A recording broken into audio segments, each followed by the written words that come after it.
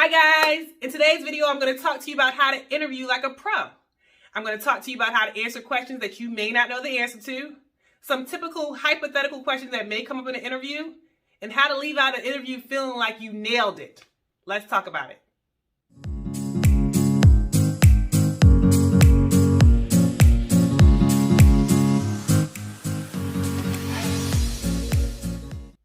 There's so much to talk about when it comes to interviewing, so we're going to actually do two parts. This is going to be part one, and for part two, we're actually going to have a special guest. So stay tuned. I don't want to pack it all into one video and overwhelm you. We're going to do two parts of this so that you can be well prepared for your next interview.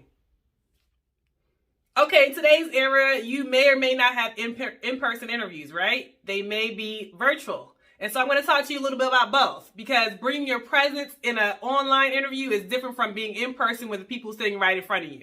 So the first things first, I'm going to talk to you about your attire, right? What are you going to wear, whether it be in person or online? And of course, if you're online, you perhaps don't have to worry about your bottom part. But as far as the top part, what should you wear? How should your hair look? How should your face look? Things of that nature. I know this is highly debated because some people say, oh, don't try to dress it up. This is who I am, blah, blah, blah. My personal advice on that is, yes, I do want to not present a version of myself that's not authentic, but I also don't want to distract the person that's interviewing me from what I'm really saying. And so I would say to go with some neutral things, not anything fiery, not anything out of the box, because yes, that may be who you are, but the interview person may not see or hear what you're saying because they're too distracted by something that's going on. So I would say, just as a matter of not cheating yourself out from a fair chance at the position, wear something that is not distracting so the interview person can actually hear what you're saying. So first things first. So for women, I usually wear some pearls. You don't have to. I was just saying, like, not something that will be too distracting. I'll just put it that way. That way I don't offend anybody. Whatever your version of what you think is not distracting, wear that, right? And as far as for online, I would say to make sure that you're also, if you happen to get up, you may want to wear something on the bottom and not have like your underwear or something else on. So I would say to make sure, like, be cautious of that. They may say, hey, can you please get this for us? And then you're like, I don't want to get up, right? So keep that in mind as far as your attire is concerned. Something that presents yourself in its best version, it is also not distracting. So that's first things first. I know a YouTuber on here, I'll tag her in the description box. She says that companies don't hire the person that's most talented. They hire the person that articulates their value the best. And I thought about that. And of course, she doesn't agree that this is right. She just says this is the culture and this is what's happening. And it's basically an eye to you to say, let me go ahead and make sure I articulate why I'm best for the position, because somebody else may not be best for it, but they are a good talker, right? So I've met people that in law school that were good talkers. They can talk it up, and then when you realize, like, they say a whole bunch of nothing, but they're good at what they do. They talk about a lot of stuff, but it's a whole bunch of nothing. So be the person that can talk about a lot of stuff, but also has some substance to you, right? So I know probably you heard this before about telling a story. Make sure that the person can understand. They can say, yes, I can see this person in this position because of all the stuff that they told me. So we're going to get into some specifics about that, but that's just the overarching goal. Articulate why you should be the best person for the position. Okay, before I get into anything further, comment below. Are you interviewing for a summer position? Are you interviewing for a current position now? What are some things that you thought about, like, oh, I don't know how to do this? Share with the community, because we can perhaps I'll answer it in this video, or perhaps we can do a second video. We're going to do a part 2 and part 1, so keep that in mind.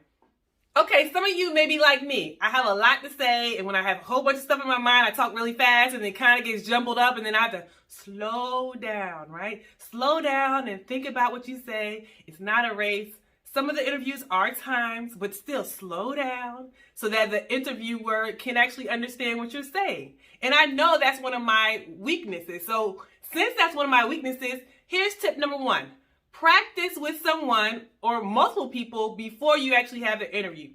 I know I've been in my job for quite some time, and I was going for an interview for a detail position, and I had interviews since I had been at the job, and I was just like, okay. And so I had a couple of interviews with people in my department just so I could practice. And I was just like, oh, How to know it's so rusty, right? If you don't do something often, you can become rusty at it. Yes, talking in everyday life, you do that all the time, but you don't interview all the time. And so if you haven't practiced it, you may come across as rusty. And you don't want that first time that you're coming across rusty to be to the person that you're interviewing for the position.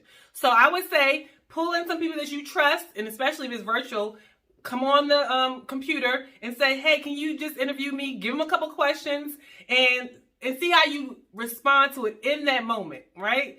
And I was glad that I did that because I got all my anxiety out before the interview happened. And then even some of the questions they asked me at the real interview. So I was like, oh, I'm prepared for this. I got this. Don't you worry. And without seeming like it was a prepared answer, I was confident because I had already encountered that question before. So I would definitely say do mock interviews with other people, perhaps more than one set of mock interviews, because the more you do it, the better you get at doing it. Okay, so there are different type of interviews you may encounter. It might be just a one-on-one person. It might be a panel of people.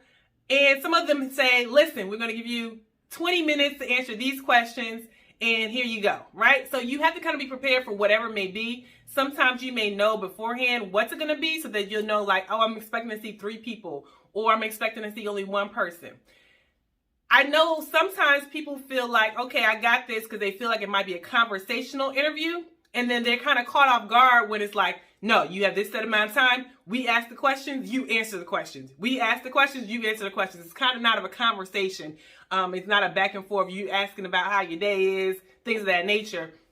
So I want you to be prepared for whatever kind of interview style it may be.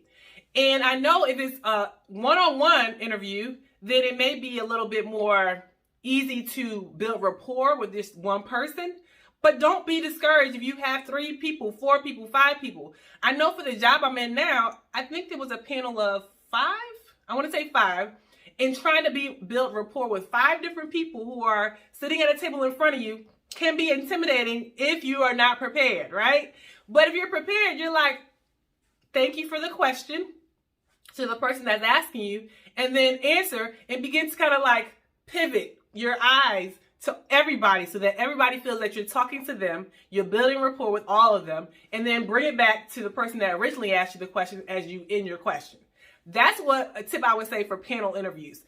They are not difficult, and it's almost like, okay, I have multiple people that I have to win over, but if you're building rapport, it's not as difficult as this, it may seem. Okay, anytime you're an interview question, in the interview world, this is your opportunity to present yourself to make the person understand that you should be the person for that position, right? And so whenever they're asking questions, I guess sometimes a knee-jerk reaction is just to give your first thing off the top of your head, right?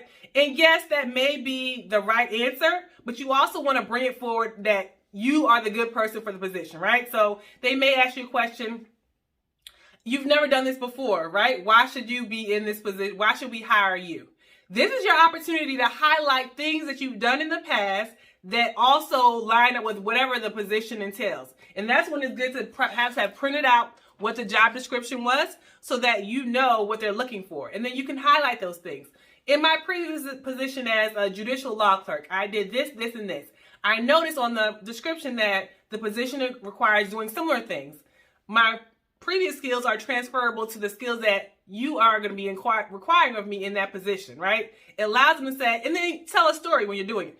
I remember one day when the judge had me do this, and make sure it's like a compelling story, not just like a humdrum story, right? Make them understand, like, why is she telling me this story? Is it, and be succinct about your story, right? To bring it around, slow down, bring it back around so that they can understand what you mean by having this story to back up your support that you are the best person for the position. So keep that in mind when you're answering questions about bringing it back to you. And if it's a team-oriented thing, bring it back to not just you, but that the fact that you are a team player and that you will fit into this team well, and it's not just all about you, right? So it's a little hard balance to balance out. Not talking too much about yourself, but the interview is about you showing why you fit the position. Okay, and here's the thing. I had a recent interview and they asked me a question that I did not know the answer to. And I don't think I was even perhaps expected to know the answer to unless I just had this random knowledge of this particular specialized thing, right? And so I said, You know what? I don't know. But the good thing about being as a lawyer is I know how to use my resources to find the answer. Unlike in law school where you had to know the answer because you are answering a test or the bar exam, when you're a practicing attorney, you have the opportunity to get the answer by saying, I'll get back to you on that answer and I know how to find the answer. Some people don't want just an answer just for the sake of having the answer. They want the right answer. And it requires you to go do some research before you give them the right answer. Then I think that's a better thing to do than just giving them any answer. There you go. I did not know the answer to that question. It was okay because you're not expected to do everything, but you need to articulate why you don't know it and how you would still get the answer to something. So I think I did a good job at kind of overcoming something where I'm just like, I don't know, and kind of moving on from it. I know they also asked me, okay, so what's a mistake that you made and what did you learn from it? And I use this opportunity to say, okay, something that is not going to derail me from being able to get the position, but shows that I'm self-aware, my emotional intelligence, things of that nature. So I said, sometimes I talk too much. You know what I'm doing about that? I'm talking less, as demonstrated why I'm going to shut up right now, right? So it shows that I understand my weakness. It shows that I'm trying to work towards doing something about it. And it was very succinct. Sometimes you don't want to go down the rabbit hole of showing like, why you talk so much? It got me in trouble. I did this. And they're like, taking notes like, I don't know about her. You want to be succinct. Like, this is my weakness. This is how I fixed it. Bam. Next question, right? And be confident in it because it shows that, yes, I have a lot of strengths. No, I'm not perfect. Here's how I'm dealing with it. We don't have to dwell on it too much because I don't let it overtake what I need to do for the position that you're going to hire me for. Got it? Good. Okay, I mentioned before that you may have in-person or online. So I'm going to tell you a little note about if you have an online interview and your camera set up. So not just how you look, but how you present yourself on camera. So let's say you have your laptop. Your laptop's in front of you. You're perhaps sitting at a table or whatever. You want to make sure your laptop is eye level to you. They don't want to look at up your nostrils, right? They don't want to see stuff on your ceiling. What you can do is actually get some books. I usually have some thick books and I set it up so that it is actually eye level when I'm talking and they can see me as we're having a regular conversation as if it was in person. Some people forget about that and they have it just on the desk and then the interviewer is like, I don't want to see this person, another person's nostrils. And it kind of feels a little bit impersonal. So this is just like a little hack. Find some books, a box if you don't have thick books. Find a box that's high enough so that you're eye level when you're actually doing the interview and the person can actually look like you're looking at them. Also, look into the camera when you're answering, right? So I know the default is to look at yourself when you're in the camera, right? But if you do that, it looks like you're not looking away from the interviewer. So look at the camera, which is, you won't see how you look, right? But the person on the other side will feel like you're looking at them. And that makes it feel a little bit more personal and leaves a good lasting impression that, oh, they really were thinking about it and they really connected with me. Little hack. Okay, that was just a little part one. We're going to have a part two, but I don't want to overwhelm you. We're going to talk about part two where we have our guests. We're going to talk about some questions you can ask, some thoughtful questions. We're going to talk about some more hypotheticals, kind of a back and forth where I have somebody with me so that we can practice in front of you guys. Hopefully we do well. And we're going to see, just how to make you feel comfortable for the interview day. So hopefully you'll stay tuned for part two and we'll see you in the next video.